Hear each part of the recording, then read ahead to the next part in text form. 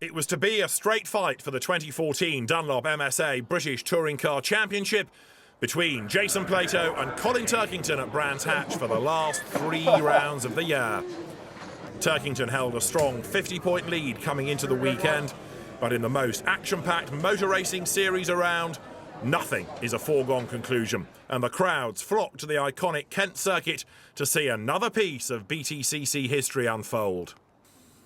It was a fascinating Saturday qualifying, with a drying track making timing crucial to get a quick lap in at the end of the session. Jason Plato was top of the pile with just a couple of minutes remaining, but as the drivers were beginning their final runs, a spin on cold tyres for Dave Newsham brought out the red flags, and that scuppered any chance of further improvements. With Plato on pole, Sam Tordoff secured second spot, making it an all-MG front row, while Turkington would start the race fourth. As the lights went out for race one, the BMW made a superb start and went side by side with the front row MGs. But as they battled for the lead, no one quite expected the sparks to fly in such spectacular fashion behind. Contact between Fabrizio Giovanardi and Gordon Shedden caused a concertina of crashing cars at Paddock Hill Bend. With Shedden's Honda Civic Tourer spinning across the track, he was collected by an unsighted Rob Austin, and as drivers tried to take avoiding action, there was further contact with Dave Newsham, Jack Goff, Hunter Abbott and Matt Neal all in the wars.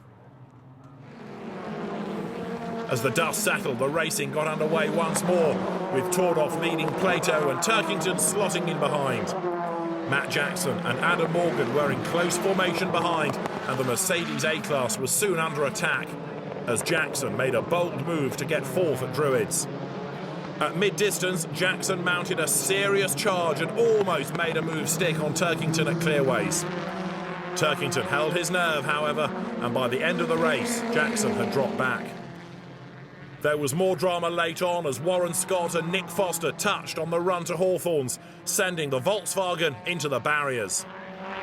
This closed the field up again, but even though Tordoff relinquished the lead to Plato, third place was enough for Turkington to take the championship, to the delight of his eBay Motors team, as the 32-year-old secured his second Btcc title in style. With the gloves off for races 2 and 3, the crowds were treated to a sensational season finale as Plato and Turkington clashed, leaving the newly crowned champ in the gravel at Paddock Hill Bend. As Plato recovered, it became an incredible race-long battle for the lead as Collard, Plato and the Mercedes of Adam Morgan went all out for the win. Further back, there was a huge moment for Giovanardi as a slight touch with Tom Ingram sent him into a wild spin. And all the drivers behind did an amazing job of avoiding the Ford. It looked like Morgan was going to take his first ever win after taking the lead over the line, but a moment out at the back of the circuit handed Plato his 89th career win. Plato's success was short-lived, however, when stewards handed him a 20-second penalty, meaning Morgan had secured the first ever Touring Car Championship win for a Mercedes. Jack Clark was on pole for the final showdown, but it was Nick Foster that got the best start and led the opening laps. Clark soon retook the lead though, and while he couldn't halt the march of Gordon Shedden, who navigated the treacherous conditions to take the final win of the year for the second season running, Clark took a career-best second place. The final celebrations, of course, went to Colin Turkington and eBay Motors, whose superb performances through the season brought them the silverware in every championship they contested.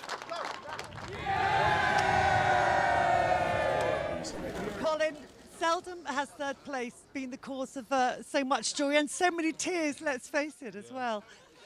Yeah, I only got confirmation once I pulled up at the weighbridge that was enough. You know, I think I asked Kev 3 times, "Are you sure?" So I think I draw level on points as it stands. So yeah, you know, it's the emotion is just hard to describe. You know, it's you try to be relaxed and you know, confident and do the same things, but you know, underneath, you know, there's a lot of pressure. So you know, that race was very reminiscent of 2009, especially at coming off Clearways. So You know, the last few laps I just backed off Sam, and you know, I was safe to I think it was Gio behind, so stroked it home. But I thought I had to do more, so I might have cried even earlier in the lap if they'd have told me. It was such a difficult race for you to manage, wasn't it? So much going on, pressure from behind.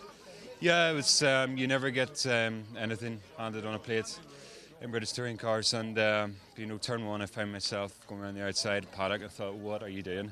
You know, you're not supposed to do this, but you know, I got a good start and had to go with it. You know, and stuck to the plan. I wanted to keep attacking. Cheers, bud. Thank you. Well done yourself. So yeah, you know, stuck to my plan. You know, wanted to race and tried to give Sam a race, but you know, he was defending hard, so you know, I just tried to manage it as best I could. But you know, huge thanks to these guys, eBay Motors and BMW. You know, the car this year has been awesome. You know, there's not one track that we haven't been on the podium. So big credit to Dick and Kev and all the guys at West Surrey Racing. It has been an incredible season, such a dominant season. I don't know how much your wife Louise actually saw of that last race, because she spent most of it with her eyes closed. I mean, it nail-biting for all of the family. Is there a big sense of relief for everyone now? There is for me. You know, every day, you know, from March you think about racing, and you know, you set the goal to win, and you know, when somebody tells you you've reached the goal, it's like no other feeling in the world. So yeah, I'm a happy man now. And not just all of your family, but look behind you, your little boys here as well to see it. And I know that means a lot to you as well, because they weren't around. I mean, Lewis was a tiny wee thing last time, wasn't he? Yeah, Lewis was 3 months, so you know, I wanted to do it again so they could remember. So hopefully they'll not forget this day.